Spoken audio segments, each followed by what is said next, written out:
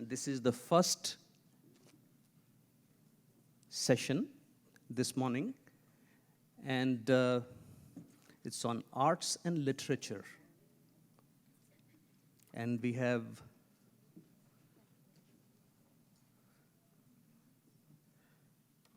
some amazing panelists here. And Rachna ji, you have taken us to a special place from where there is no elsewhere. So a round of applause for Rachna ji again. In this music, in the midst of the music, there is a silence. Ek ठहराव hai. And that is all we seek.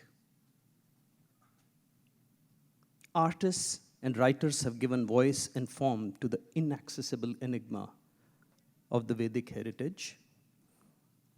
The timeless lineage has flourished in Americas due to the tireless dedication of these teachers of music, dance, theater, and literature. It is the backbone of what we call our culture. Our songs, our literature, our philosophy, and our day-to-day living are grounded in one essential secret that links it all. Raso vaisaha. Nahi rasadrite kaschidartha pravartate. The transcendental reality is experienced as rasa. Until and unless there is a shower of blissful delight, no effort can be considered worthwhile. Through the artist, the kalakars, we get connected to the Sanatan Dhara, the eternal flow. It is this eternal flow of rasa that is the real Ganga. We have a distinguished panel of artists and writers who are the carriers of this Rasa Parampara. They embody the unbroken lineage that we all aspire to be touched by. Malati Iyengar, a Bharatnatyam dancer, teacher, choreographer, visual artist who has come from LA with her very talented husband, Suresh Iyengar, who is also in the audience and will be displaying his stuff outside. Then we have Phil Goldberg, a scholar, writer, spiritual counselor, meditation teacher, also from the LA area. And we have Rachna Bodasji, you just heard her, a musician par excellence from San Antonio, Texas.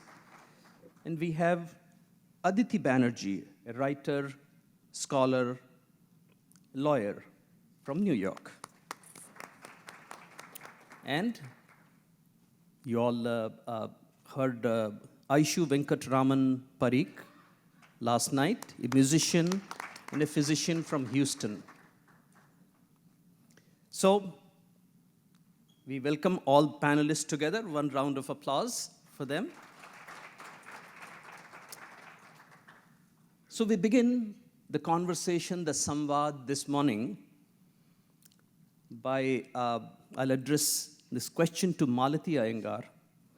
That Malati, what brought you to your art, Bharatnatyam? Were you born with this mission? Or did something else happen? Or did you stumble into it? Good morning, everyone. Thank you, Shekharji, for inviting me, and thank you, the Thread Conference, for inviting me to be a part of this wonderful event. Thank you. So I did not know Bharatanatyam when I was in India, and I, of course, very briefly to share some of my beginnings. I got married at 19 and came to United States, and access to Bharatanatyam was difficult because I came from a village, although my mother so wished that I learn, it was just not possible. But I come from a family of musicians and visual artists, so that kind of, it was always there in me to pursue at some point, perhaps.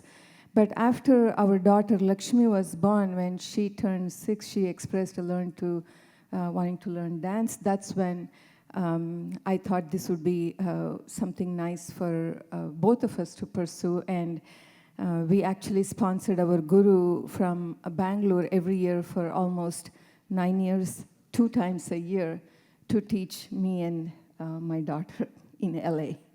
So by the time I did my solo dance debut that we familiarly call as Arangetram, I was 38 years old. By which time most people quit or move on to other things in life. So I have been very humbled by that experience because I had almost all my dance journey has been in United States. Although I went back every year to pursue my higher learning from her and to stage our work, but my growth has been more here. And I have been fortunate, I feel. I went back to UCLA to do my master's in choreography, but because I felt that would add another element for me to know how to make my art work for the mainstream audiences. So that's how my journey began. Thank you, Malati. Phil, what brought you to this deep engagement with matters of spirit? Any specific story or anecdote from that era that was a turning point for you? Yeah, I was not born in a little village in India, but so my story is different. I first want to say what an honor it is to have been invited, and I thank you for thinking of me. I truly think as someone who has written about the history of Hindu Dharma coming to America, the immigration law of 1965 that made it possible for people from India to come here, I think, is one of the most important events in our recent history. So I'm honored to be part of this.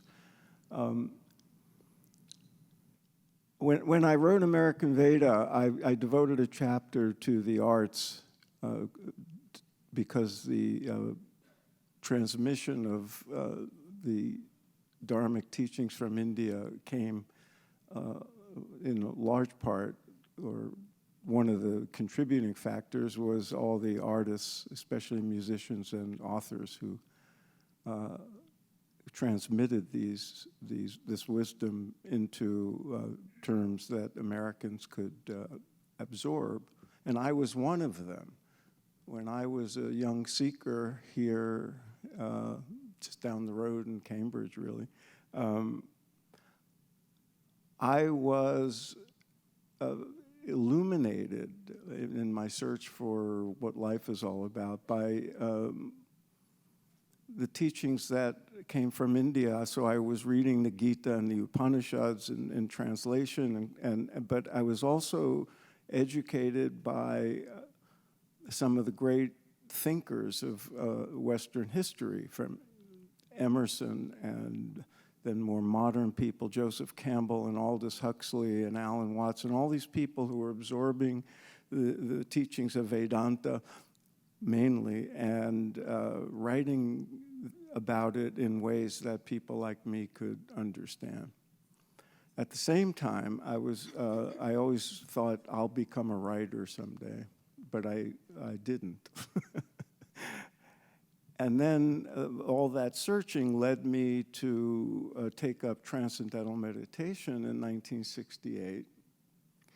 And that was a turning point in my life in many ways.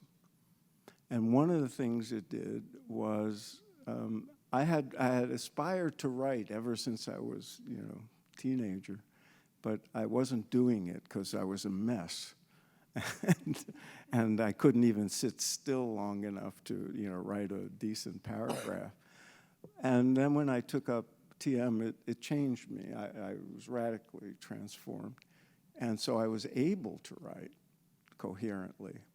It also gave me something to write about, because I now had a different frame to understand life and what was going on. And the very first paid assignment I had was to write an article about TM for a national magazine. So it essentially launched my writing career. And ever since, I have been a professional writer, and I frame, because Vedanta and all the great teachings that came to us from India is how I see the world. It finds its way into most of what I write. Sometimes I get to do it explicitly, like when I wrote American Veda and the biography of Yogananda that I published last year.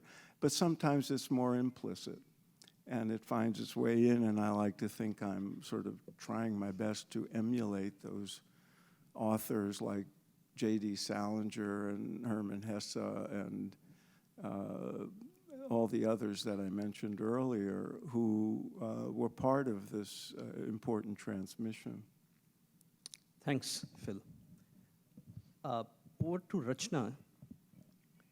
You were born in a musical family, immersed in rag, taan, alap.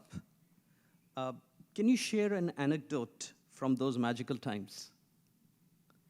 Please.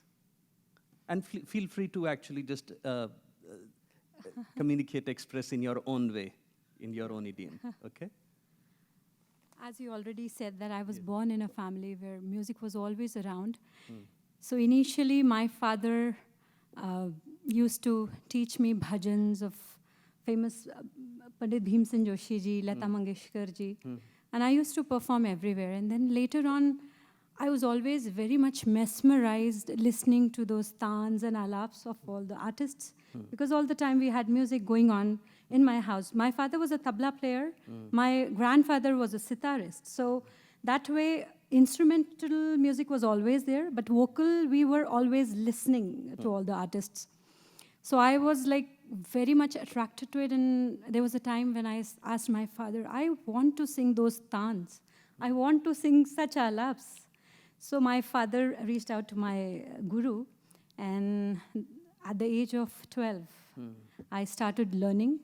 And I can say that some of the memories which always last in your back of your mind, even if I think I'll be 80 years old or whatever age I'll live, but some of the memories will always be there. So I want to share that. Yeah. The first session with my guru, Pandit Kashinath Buddhas ji, I remember I went there, and he was such a fun, loving person, and very, very gentle, very polite. And he said, okay, what we'll do, we'll start with Rag Bhim Palasi, and I'll teach you a Sargam Geet. So Sargam Geet is something which we normally teach to the beginners, which actually is kind of an introduction to the rag. It does not have any words, but it has some notes in it.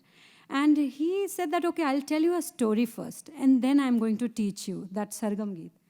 So at that young age, you are like, oh, story. I was like little scared initially that how will I be able to like learn from him, because he was such a big musician back there. So he said, don't worry, I'll tell you a story and then we'll start. And just feel at home, it's fine, absolutely fine. So he told me a story, and I would like to share that story with you all. It's in Rag Bhim Palasi, and it revolves around a bird, long-legged bird, crane, which actually like stands near the shallow water. And that crane bird is actually, it looks that it's in a deep meditation, because normally it stands on one foot, and very deep meditation. You will feel, oh, this bird is like really divine and in a deep meditation. But actually that bird is very hungry, and it's seeking for a food. So, and I'll actually sing. I think it will be... Please, yeah. Yeah. It's like in a meditation form, that bird is standing, and it's the Sargam Geet Sthai starts like this. Re ne sa ma pa ga ma re ne sa ma pa ga ma. So here the meditation mode is going on. All of a sudden, that crane, that bird spots a fish. And then as soon as it spots a fish, he just grabs it and swallows it. Okay, so it goes like this. Re ni sa ma pa ga ma pa ni sa. So pa ni sa, when pa ni sa comes, he spots the fish. Pa ni sa ga re sa ni da pa ma ga ma re ni sa ma. Back to the Dhyana Avastha. Beautiful. And then comes the second part. Now here, there is a turn in the story. That bird realizes that it's something disturbing is going on, and I think hunters are nearby. So that bird decides that this place may not be safe to stay here. I better go from here. So the antra goes like this. Ga ma pa ni ni pa ni sa ni sa. So what's going on in here? Ga ma pa ni pa ni sa ni sa. This place is not safe. It's better to leave from here and go and land on the other side of the shore. Ni sa ma ga re sa ni sa. Leave it behind. I have to leave it behind. Ni sa ma ga re sa ni sa ma ga pa pa ma ni pa sa. It goes up in the sky. And then ga re sa ni da pa ma ga ma re ni sa ma. Other side, he reaches to other side, again lands on the shore, and then back to his meditative state. Yeah, beautiful. So this was the story which I always share with my students, and they love it. And this is a very, very special story which I realized I should share it with you. Wow, also. this is such Thank a you. beautiful way of encoding knowledge and sounds, all of it together actually. Stories and songs carry the whole culture together. Thank you, Rachna ji. And next, I would invite Aditi, who has done many brave things in life. I want you to actually talk about something unusual that you did, very unusual recently. Do you want to share specifically that, an anecdote, what happened recently, and why you chose to do it the way you did? Aditi. That sounds very mysterious. I think what Shekharji is referring to is I got married recently, and actually, when we spoke a few weeks ago, Shekharji challenged me to tie the story of my wedding to the story of the book that I also wrote recently, which I think I found a way to do so. So I wrote a novel recently called The Curse of Gandhari about the Mahabharata.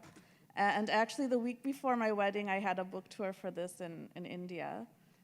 So now to the wedding itself, I got married in India just 3 weeks ago. And the place I got married is called Triyugi Narayan. It's a small ancient temple a few hours away from Kedarnath. And to get married there is a bit of a production. So all of us met in Delhi. Then we drove 8 hours to Rishikesh, stayed there overnight, and then had a 12-hour drive to Guptkashi, which is the base for this temple. Now, when I say a 12-hour ride, this isn't like a normal drive on the highway. The monsoons were late this year, so the roads were all washed out. And as my cousin called it, it was a Hajmala drive, meaning it was so bumpy that all the food you've eaten gets digested. And so we got there. It's a very remote place. By remote, I mean I didn't have hot water to wash my hair the day of the wedding. The amenities are very basic. And the question I got is, why here? It's not really a destination wedding in the sense it wasn't luxurious or anything like that, but why here? Why this particular temple? So that temple is famous because it is the temple where Shiva and Shakti got married, Shiva and Sati. And actually, when you sit to have the Kanyadan, you're actually sitting where Vishnu, Brahma, all of them were there when Sati was given away to Shiva. And when we did the feras, or the circumambulations around the fire, it's actually the same Havan Kunda where the fire of their Vivaha from so long ago actually took place. So to me, there's no better place to get married. And when I explained this to others, some people understood it, but some perhaps did not, and said, well, you could have chosen a temple in Rishikesh or Delhi or even in New Jersey. What's the difference? And the difference is that story, and from Rachnaji's beautiful example, we see the power of a story. And if you read about it online, this is described as a myth, that in the mythology, Shiva and Sati were married here. But to me, that's not mythology. I didn't pick that place and travel for so long to go to someplace that's just a myth or a nice story. It's very real. It's an experiential reality. When you sit there, you feel the presence of Shiva and Shakti and all the devatas. And so this connects to my story, because my book, when I go on Amazon, it comes up in two categories. One is myths, legends, and sagas, and then the second is historical fiction. And in my mind, it's really neither of those, because mythology itself or fiction itself doesn't do service to the reality it has in my life, not just as an individual, but as our civilization. And Gandhari also, she's not a Devi, but there is a reality to her, or there's something known as the Panchakanya, which are the five ideal young women, which is Ahalya, Tara, Mandodari from the Ramayana, and then Kunti and Draupadi from the Mahabharata. And there's a popular puja that's recited, it's just a shloka that says, these five women should be remembered every day for the rest of time. So that's part of a prayer. It's part of our sacred tradition. It's part of who we are. And so to reduce that as mythology, I think, is dangerous and not appropriate. And Rajiv Ji yesterday in his keynote was talking about Hinduism as being a disruptor. And I think one of the things we have to be disruptor for as artists and writers are the categories or the framework in which we write and do our arts. Because the Western categorization of something as fiction, nonfiction, mythology, or history will never accommodate our storytelling tradition. I think it's true of the arts too. So I'll Thank leave you. it there. Thank you, Aditi. That was beautiful. So now, Aishu, you're a child prodigy and the youngest graduate of Berklee School of Music at 14. And you've done many other things, but today we are just referring right now as a musician, as an artist. So you are surrounded with music, with amazing parents. Your father himself is a musician. And so please describe, what is your connection really? What is the parampara? And what is your personal connection that you feel? I've been asked the question, is it nature or is it nurture that makes a musician? And I think the answer to that question ties in to what you're asking me. I'm very, very fortunate, as you mentioned, to have grown up in a musical family. My paternal grandmother was a violinist, the late Vijayam Ramaswamy. My father is a mridangist. And we're a family of music lovers as well as musicians. My grandmother was actually the first disciple of Padma Bhushan Shri T. N. Krishnan. And I'm the youngest disciple of Padma Bhushan Shri T. N. Krishnan. And so it seems there are many threads that have connected me to music. And so I think the nature is very clearly there. It's something that's in my blood, something that, at least the desire to learn music, I was born with. But I think there's something very, very important about having a guru and having a coach. And sometimes those two entities are within the same person, and sometimes those two entities are within multiple people.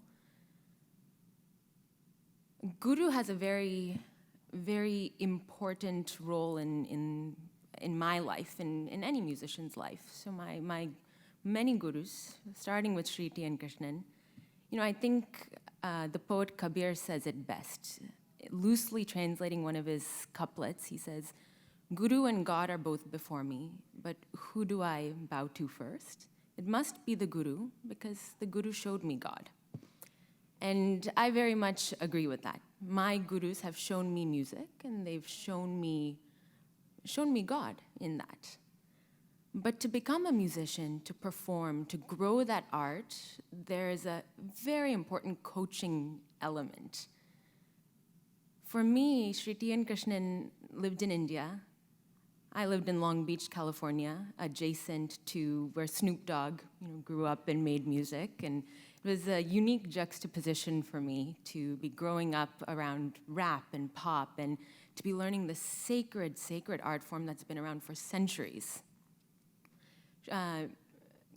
Krishna Mama, as I fondly call him, because I don't think I quite learned to pronounce the last N of his name when I was so young, would only come to the United States a few months of the year to visit his son, who thankfully lived just a stone's throw from where I grew up.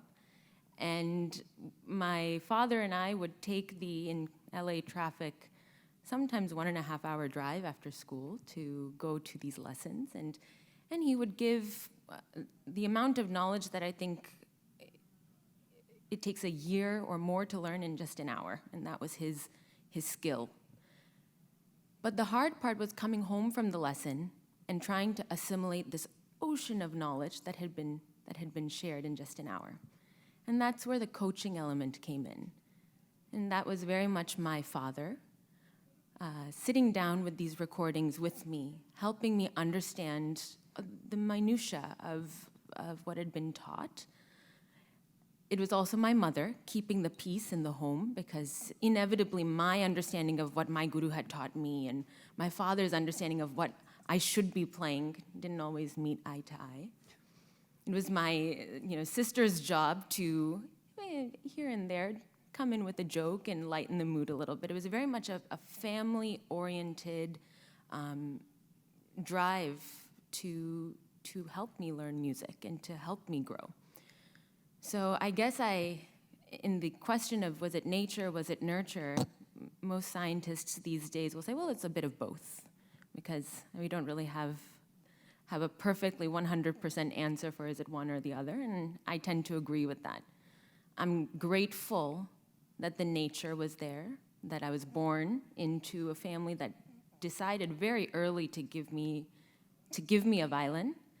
And I'm equally lucky to have found a guru who was interested and very caring in the way he shared his music with me. And so it's both those things that have made me what I am and will help me grow to what I will be. Great. Thank you, Aishu. So the parampara itself, it doesn't happen automatically. There is conscious effort that is required and diligent tapasya in an ecosystem. So there has to be a context, especially when we are talking about Indian classical arts, music or dance.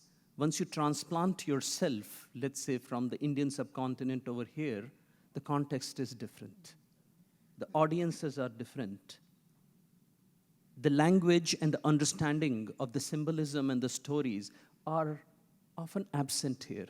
So Malati, the next question that I have for you is that how has your experience of sharing your art with audiences who are unfamiliar with this Vedic or Hindu stories, symbolism, and who are uninitiated in the grammar of classical dance? They don't know what Natya or Natya Shastra or any Shastra for that matter is, and not even interested. Mm-hmm. So it's not even in don't know category. They don't even know whether it is worthwhile engaging in this deep endeavor. So give me a, and you are a choreographer par excellence. Is there some story or something that you can actually just talk about where you tackled this in some creative way?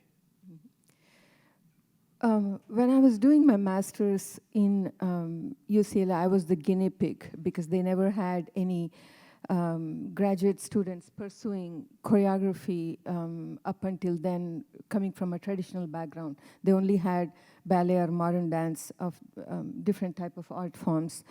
So when I started to pursue, they brought in an outside advisor to work with me as a mentor throughout my 3 years there.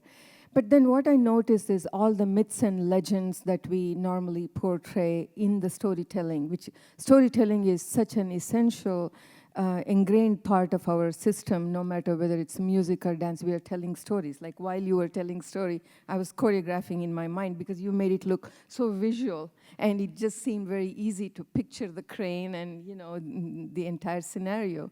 So, but at the same time, we use our face, we use our hand gestures, we use the body language, the angika and the vachika sometimes, you know, to portray what we want to say or how we want to say. For example, when we look at Krishna, we look at Krishna in the dance or in any form or in any other art form as in three different ways. That has to do with focus a lot. For example, if we are looking at him at an eye level, we are seeking him as a man, as a friend, as someone perhaps a little closer to who we are. Perhaps when we raise our focus a little above, there is already a certain sense of something beyond the obvious, something transcending, something divine, something spiritual. And perhaps the moment we draw the focus here, we are looking at the child Krishna. You know, so if we are portraying a song with the ever popular song like Krishna ni begane baro, our focus must be Krishna ni begane baro. It has to be in this range. It cannot go above. So, but how do we translate that to the mainstream audiences? Do they understand that? So my quest became, all through the last, let's say about 25, 30 years, to see how I can draw the imagery to show a child and a mother, Yashoda and Krishna, not go away from the classicism or the tradition of the words that are already embedded so beautifully there, that are written by Vyasaraya so many hundreds of years ago. And how do we communicate that to the audience? So I started to think, perhaps I will try to accomplish both, meaning, let's say a line is sung, Krishnani Begane Baro, then we would enact that word to word the traditional way, using the hand gestures that are already stylized, that are available, using the facial expressions that we normally do and the body language. But the second time, what if I actually use more of the angika, more of the body language, to demonstrate the activity of a mother and a child, to maybe showing the feeding of the child, the playing with the mother and the child. But those type of imagery seem to connect the audience faster. So that told me that I have to retain both. I have to constantly strive to do what can be understood by everyone, or perhaps what can be understood by those initiated people who are in the audience, who might know exactly what I might be doing, who might be just 5 to 10% of the people. So I need both the audience. So that meant that anything that I present or perform, I try to do it with two important things in my mind: intent and audience. What is my intent? I would like to show Krishna in 3 different ways. Who is my audience? And how do I translate that? So I like to put myself outside of the box, perhaps think that I'm one of you, and see how I can connect that, the highest form of aesthetic experience between the perceiver and the performer, the rasa, and build that connection. So whenever I start my work, I try very hard, my very best, to think those 2 things in my mind, intent and audience, rather than just doing whatever I want to do. Thank you, Malati. That was very nice. Because even in Natya Shastra, any kala, art, is a dialogue between the kalakar and the sahriday. And the sahriday is the resonating audience. Wherever you are, there has to be a sahriday that you are communicating with. Otherwise, there is no art. Even when you are alone, there is an audience that you have to become aware. May I just add one quick note? Yes. I don't want to take time away from Please. others. But I also learned that giving importance to the core of anything we want to translate or communicate is at most. And coming with a foundation of simplicity. You have to be simple, you have to be direct, you have to go to the core. In music, you call that as the Jiva Swaram. You give the most importance to the Jiva Swaram, so you give that type of a core importance to the intent of what you want to say. It doesn't matter what you're communicating. Thank you. Phil, as a writer, we are challenging you right now that we always, Malati talked about the audience. There is always a reader. Do you think of the reader as your writer? Or is it just a process of expressing? And so who is that audience or the reader or the world at large that you're trying to communicate with? So is there any anecdote or any story or something, because you have written this thing. So if you can actually take an example there and speak to that. Yeah. You know, when you write, well, it depends on the genre you're writing in and the intent. So I've written mostly nonfiction, but I also write fiction. And when I write fiction, it's a different set of muscles, and I think less about the audience. When you write nonfiction and you're communicating an idea or a story or an anecdote that illustrates something you want to say, then you have to think more explicitly about what the reader will absorb and what they'll get out of it. And I have, frankly, had to rely on editors a lot for that, because you lose, it's easy to lose sight of how what you're writing is received. And so I rely a lot on fresh eyes to help me with that, to say, you know, is this going to be understood? Is this going to be misconstrued? Is the point being made? And of course, and in fiction, you don't care that much. You're weaving a story. It's more a pure creative act of imagination.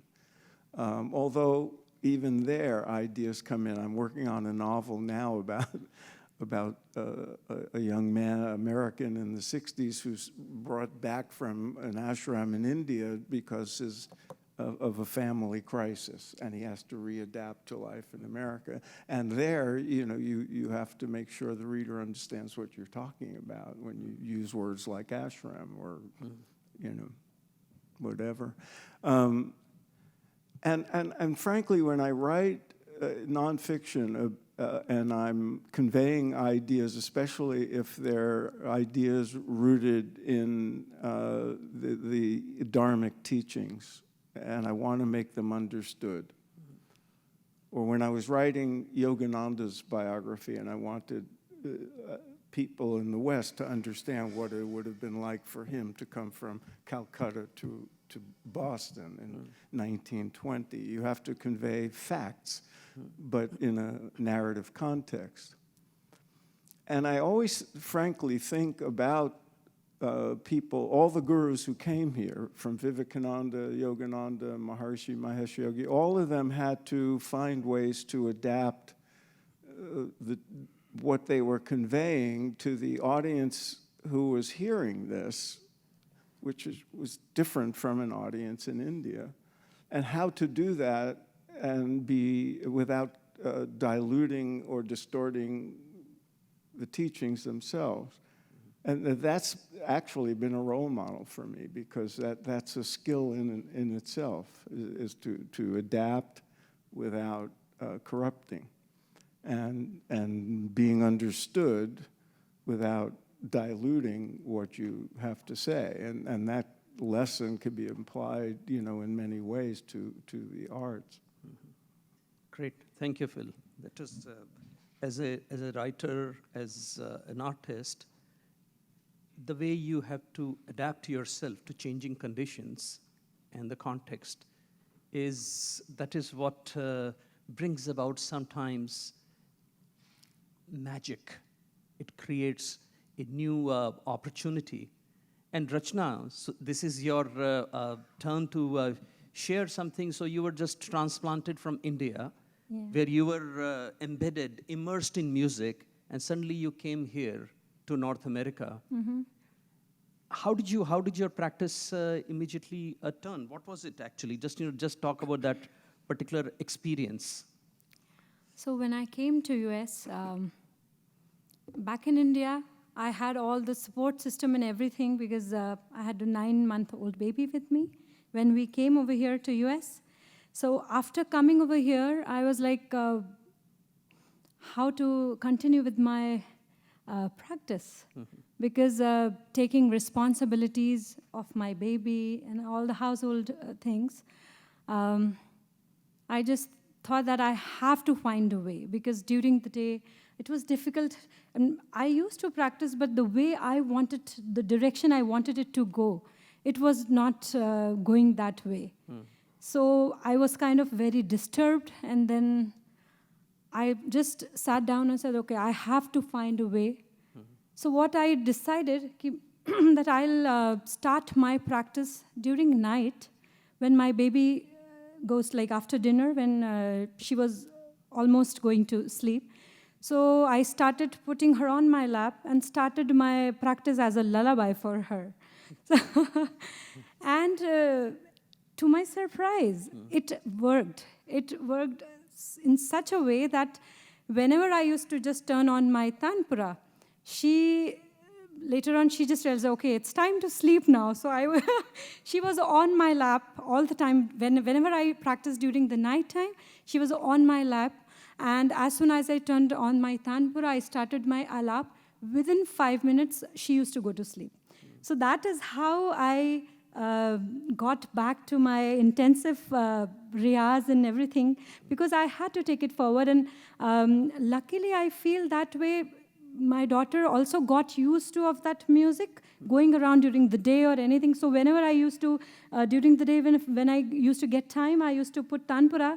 And there were times when I found her sleeping in her room while I was practicing, because she was, I think, 2 years old. And she used to play on her own. But at times, I used to practice during the days, turning my tanpura, and she was just somewhere nearby. And after a while, I used to realize, where has she gone? And then I checked, and she was sleeping. So that is how I coped up with my riyaz, and I took my music forward. So I have a follow-up question. Is that so when you are singing in front of an audience, do you find generally they fall asleep? Or You know what? What is your goal, actually, when you're performing? Actually, frankly speaking, when I perform or when I practice, when I sing, my goal is to feel that dhyan thing, meditation, which you always want to focus when you practice. And that's what I feel that when I'm singing in front of audience, I just want them to be there. I try to bring them from wherever their minds, whatever their thoughts are at that moment. I just try to attract and bring them to the current where the performance or anything is going on. And I feel that classical music is also something which depends how you accept it. A lot of times, if it's in front of children, as with my daughter, she used to feel that peace, and I think it made her go to sleep. Whereas a lot of people who have some tension or something going on in their mind, I'm sure if they listen to classical music, it calms them down. So I feel that it's individual. Classical music is individually accepted by everyone. Also, in what mood you are in that moment. A lot of times that also happens. So for me, when I'm in front of my audience, I just feel them to be there and enjoy and take them in a different world where they just forget that what is it going on around their life. I just focus on that. Try to focus on that. Thank you. In fact, thank you very much. Thank Because that is the purpose of art, music or art, such as Acharya Abhinav Gupta Kashmir said that, this aesthetic experience itself is like Brahmananda Sahodara Swarup, nothing less. Absolutely. So thank you, Rachna. Thank you. And Aditi, you touched upon, your book, The Curse of Gandhari, your latest book. What is the connect between that character from Mahabharata and the current world? What was so urgent and compelling that you wrote about The Curse of Gandhari? I think what's important about Gandhari is she's neither black nor white. I think her story itself is fascinating. She knows that she's going to be married off to this blind prince who will never be king, and she undergoes this really remarkable act of devotion and sacrifice by blindfolding herself so that she will never see what her husband cannot see. And then there's been so much interpretation and analysis about what does that act represent. Is it just the act of a devoted wife, or was it some kind of a symbol of defiance or rebellion of someone who couldn't control who she was going to marry? So it was an act of self-martyrdom. And one of the things that drove me was to kind of try to rescue her from this binary type of categorization. Because I think if you read the Mahabharata, it's very clear that she was devoted, that this sacrifice was genuine, and that's why she has this boon given by Shiva before she blindfolded herself, but then also afterward by Vedavyasa, that she would bear 100 sons. This is where she has the Tapobala to actually curse Shri Krishna and the like. So there is that genuine act of devotion there. But it does, the Mahabharata is never simple, so it raises questions of what was her dharma as a princess or as a wife to a blind man? Should she have kept her eyesight and kept her full senses so she could be of help to him, so she could be a proper queen? And there's an interesting parallel between her and I think Bhishma, who's the other one in the Mahabharata who makes this great sacrifice. And of course, because his name itself comes from the fact that he took such a terrible vow and he can control the moment of his death. So it's a very remarkable thing that he did, but I think the Mahabharata also raises the question, was that an appropriate decision for him to make? He made that decision for his father, who wanted to marry Satyavati so that his father could be happy, but at what price? Because actually the entire war could have been avoided had the line of succession continued through him. And the Mahabharata doesn't give a black or white judgmental answer. I think it just tells us when you're undertaking a vow, when you're undertaking a decision or a resolution, you have to consider the entire picture. And there's a lot of gray and nuance involved. And so I think the Mahabharata itself is very relevant for these times where we live in a very gray kind of world. And I think, therefore, when you read the lives of these individuals, you can learn a lot from that. So that was one of my reasons for writing this. Thank you. It's great and quite courageous, actually, because you are just born, grew up here, and you develop such deep insight into the Puranas and the deep symbolism and the purpose. That's really quite admirable. So, Aishu, you are a physician, and you have chosen to explore the connection between music and pediatric neurology. How does it lead to the whole purpose of, we are talking about the rasa and generating aesthetic delight? What is that connection here, between your, not just your research, but your passion in this area? So just as art or, fine arts is, well, when I think of painting, let's say, you paint on a canvas and you put paints on a canvas and you create something beautiful. Music to me is painting melodies in time. So it's a little bit more abstract when you think of it that way. So if your time as a patient is spent in a hospital, painting that time with melodies is something that I feel can enrich what is perhaps not the way you would expect to spend your time. And so I, in medical school, really was exposed to the difficulty of being, I saw many children in the hospital setting, and it really touched me how difficult it is to be a child in a hospital. You have parents making decisions for you. You have doctors telling you what the plan is for the day, and as a child, your job is to sit there and to listen. And my question was, how could I use my music to give children a sense of, some small sense of control? So I removed my hat of physician or medical student at the time, scientist, and I put on the hat of musician. And the goal was to create music in a one-on-one experience with a one-person audience, which is my pediatric patient, and a one-person artist, just me, with the venue being the patient's bedside. And so this was something we termed musical rounds. And it really opened my eyes to how giving patients the opportunity to speak through music, to share their emotions through music, can be a very enriching experience.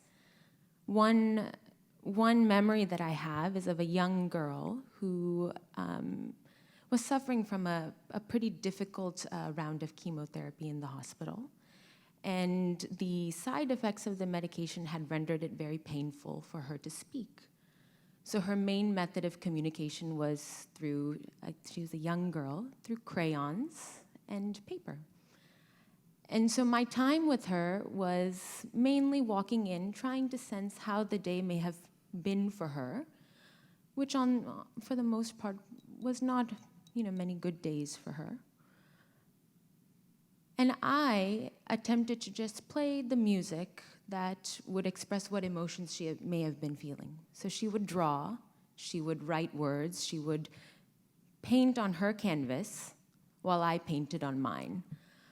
And over time, with many patients in many of these encounters, we recorded all of them, and we were able to create a product of music that I feel encompassed the many ranges of emotions that were felt in the hospital by many number of patients. And so I think music can be a very wonderful way, especially the music of India is rag-based, ragam-based, and therefore it is a good translation for emotions. We have so many ragams, and there are so many emotions, and while there may not be a one-to-one correlation, there is a beautiful a synergy between emotions and ragams, and it's a way that we as musicians can express ourselves, and it's a way that we can allow those who may not play music to share their expressions as well.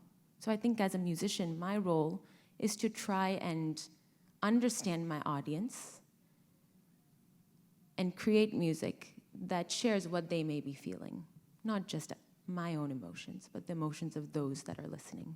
Thank you, Aishu. That was so amazing and insightful. In fact, this is a DVD that has been produced by Aishu and her team, which captures what she just mentioned, revival, and you can actually speak to her about it subsequently. And I want to open the floor for any questions. If you have any questions, please write it down or and give it to Ram. And we have only 10 minutes here right now. But please, actually, if you have a quick question, please write it down. Or if you can share it very cryptically, please, no long comments or anything. If you can actually just sum up your question in 10 seconds, then you can actually just speak it, share it also. Okay.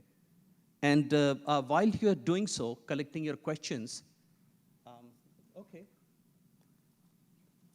We already have a question. So please actually just, subsequently, more questions I would like to collect and then ask the panelists.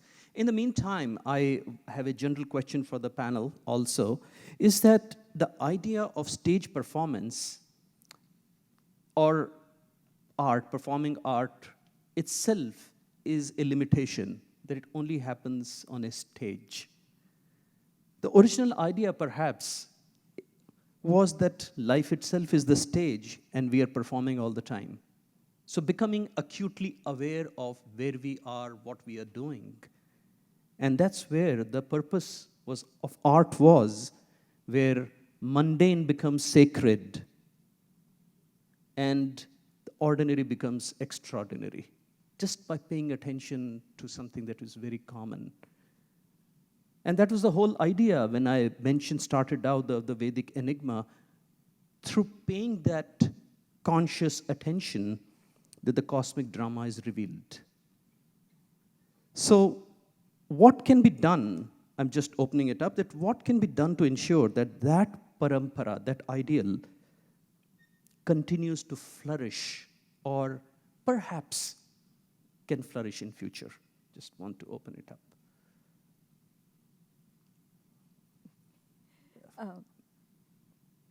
Okay. I feel one must be trained in the foundation really well in order to explore or to even imagine that some other things might be possible based on that. If there is no foundation, whether it is visual art or music or dance, I don't think anything is possible. Because in my, I'm just going to read 2 quick lines that this is how I feel about the classical art forms. We are in a world where the daily obsession seems to be what's new and what's next. It's easy to become very distracted by this. I feel it's important for me to be grounded in the traditional before I think of new ways of presenting anything. To me, it's rare and a welcome reminder that true classical art is timeless. So I give all my, humbly, all my gratitude to the foundation of that is where everything lies, the life-giving source. Unless we go deep into it and learn properly, I don't think anything else is possible. Thank you. Malati. I have another question, and I want to open it up, but I'll actually just ask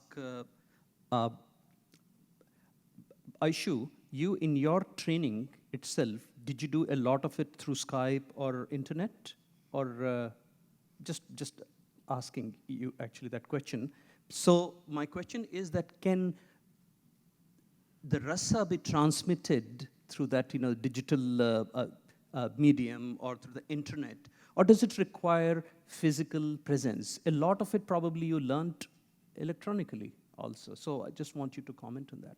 In my early years, I was fortunate to learn one-on-one, face-to-face, 2 feet away from Sri and Krishnan.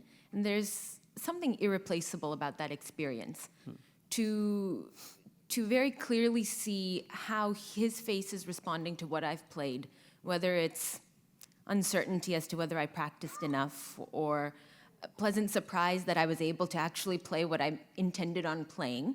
There's something about seeing the feedback of a guru in real time, right in front of you, that changes the way you learn.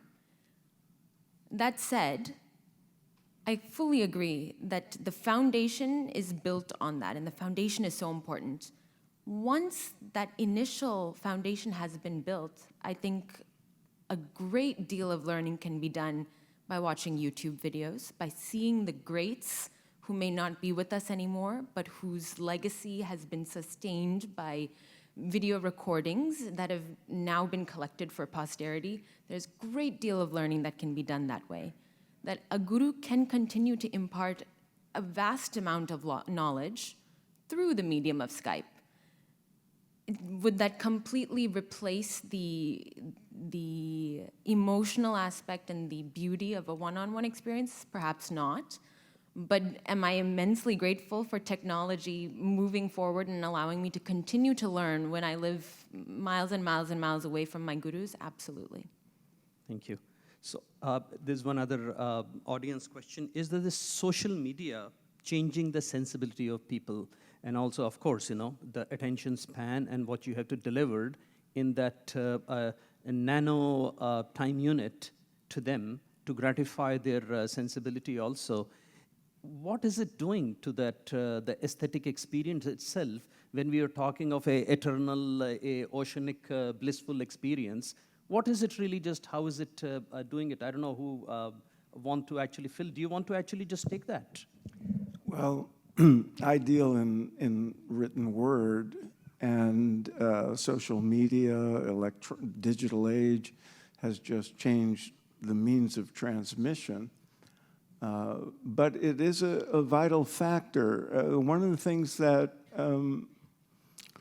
one of the ways in which it's affected the transmission of written word from author to reader is it's so easy to be published now and to reach, to get your material online, that one of the dangers is we lose the curator, we lose the editor. There's so much bad writing, to be honest, that is available now because, traditionally, writers had professional editors to work with before something goes out to the public. Now you can just spew it out. And that's a danger, balanced by the fact that voices are heard now that could never be heard before, and more quickly than ever before. And I want to, if I may, just go back to the earlier question and put in a word for sadhana. Any artist is, no matter how well trained, is conveying his or her state of consciousness onto or into what they produce. And to the extent to which an audience will be receptive and transformed in the process will have to do with the consciousness that the writer or artist brings to the work. And so one of the great blessings of the Dharmic teachings coming here is it has taught people like me the importance of the subjective inner state of being that is brought to the work. Thank you, Phil. So we have limited time, but quickly, if I can actually just have some short responses. One question is that in art, Rachna ji, if you can actually just answer this also, is that one can get carried away in the technical gymnastics of the art versus the aesthetic experience that we are talking about.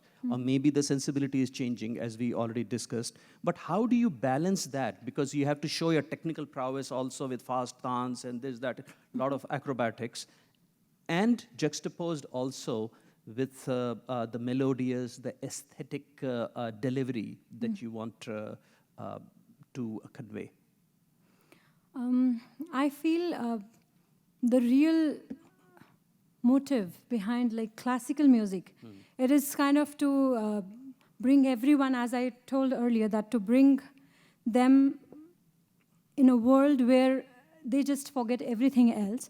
So that definitely comes with the slow alap and the initial introduction of the rag. And I feel like any rag, when we perform, it's like a bud, and it's an opening flower, one petal at a time.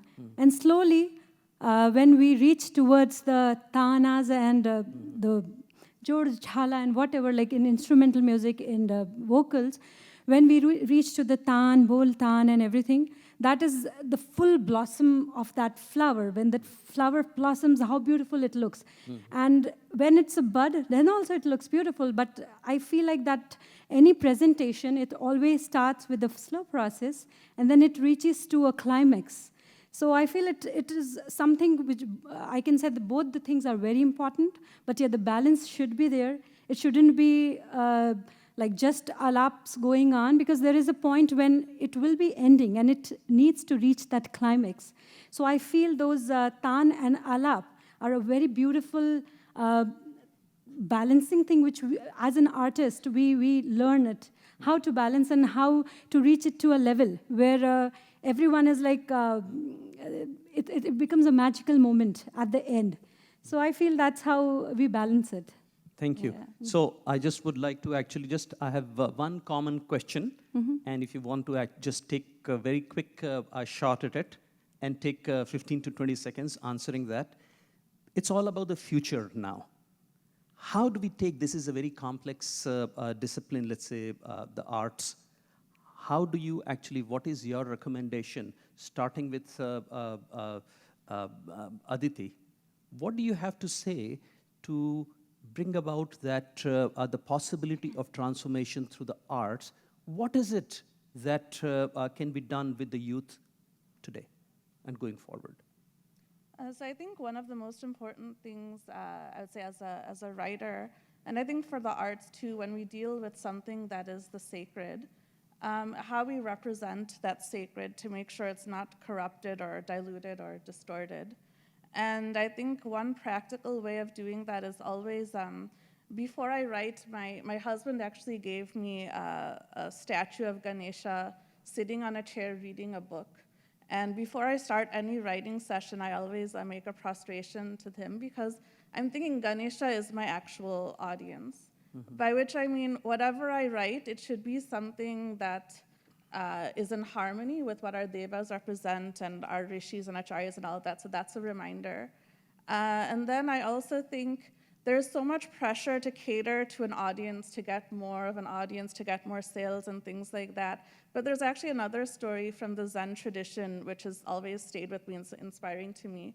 And it's the story of this great Zen master. He was supposed to give a wisdom talk. And when he went there, there was nobody there. But he still gave his full talk. And when he got up to leave, the stones, the rocks that were there, actually got up and bowed before him. So the idea there is, if you're true to the dharma, if you're true to what the divinity within, the audience and everything else works itself out. But that's the foundation. Thank you. That was beautiful. Aishu. So I think that everyone's journey, particularly I'm speaking in music, is slightly different. But if I were to make a recommendation, I think starting early is what made me who I am right now. The brain of a child is very plastic. And I say this coming from my scientist hat, but it's constantly molding and growing and changing, and being exposed to music alters that growth for the better, I believe. There's also a particular challenge to growing with your art. For example, as a violinist, it seemed that from the ages of 6 to 14, I was a different height, my arms were a different length every day, it felt like. So the violin felt a different size for me every single day. Overcoming that challenge is something that I think really defines grit. It makes you strong. And I think that makes for an overall human being who's prepared to take on the world, either musically or otherwise. So early start and continuing. Thank you. Phil. I'm going to remember that Zen story when I get my royalty statements. I would say two things. I would come back to the importance of sadhana, and I would add my exposure, limited as it is, to young people in the last 10, 20 years or so, has been that they are so overscheduled and so pressured at a ridiculously early age that I would urge people to let them alone and give them free time to explore their own creativity and find their own ways of expression, instead of putting so much pressure on young people to, I think it is distorting their nervous systems. And the freedom to play and explore is priceless. And I would hope people come around to providing more of that to young people. Thank you, Phil. Malati and Rachna, very quick. Yeah. Oh, okay. this thing, yeah. I still feel when spirituality is kept in the heart as its core, transmitting art forms or transmitting any type of work and instilling that in the young seems very important to me. And also, if they're not involved in 9, 10 activities versus 1 or 2 and be good at it, which would be so much better rather than saying, I can do that, I can do this. And I feel that it's at every step, whether we are doing very fast dances or music or very storytelling, narrative pieces, whatever it is we are transmitting, the young have to be slowly groomed into thinking that finding their own center through their pursuit is very crucial. Thank you. Rachna, just very quickly, if you can actually sum it up. Yeah. I'll also agree that, as Malati ji said, that a lot of, I've been seeing like a lot of kids going to different classes and doing so much stuff. So that is something which I feel it shouldn't be like that. And parents should find out, first of all, where like the kid's interest is. And then accordingly, they should encourage the child. And definitely, as Aishu said, that a child who is who likes music, or you can see that there's some spark in that child. Focus. Yeah, the focus is there. Then definitely that should be encouraged in a direction where it actually grows forward. Okay. So that's what Thank I you. feel too. Thank you. So round of applause to this wonderful panel. Thank you very much. Thank you. I studied Berkeley too. You did.